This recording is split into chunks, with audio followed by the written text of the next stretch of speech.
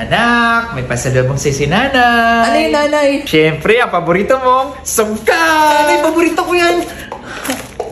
Oh, maglaro ka muna dyan ha. Magluluto lang si nanay. Nanay! Anak, anong nangyari? Nanay! Anong nangyari sa ilong mo? Tignan ni nanay ha. Anak naman, bakit mo pinasok sa ilong mo yan? Abe, dudukutin ni nanay ha. Naku, bumaon ng gusto. Anak, tara, punta na tayo sa ospital. Nurse, may pumasok sa ilong ng anak ko. Ma'am, tara po, ihiga natin siya.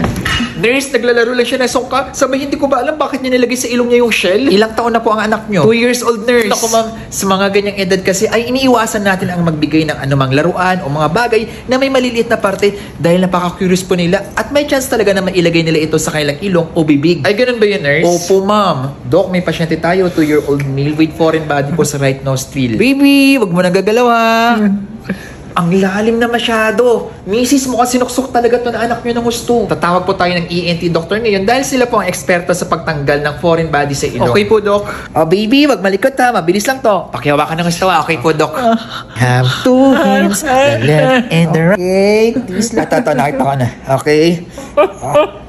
Grabe, mami. Ang laki pala nito. Ganyan pala kalaki yan, Doc. Kaya, mami, iwasan na po talaga natin bigyan si baby ng anumang laruan o bagay na may maliliit na parte katulad nito dahil posible talaga na mailagay nila ito sa ilong nila o sa bibig na pwede pang maging dahilan para mabulunan sila. Thank you, Dr. Kuripot.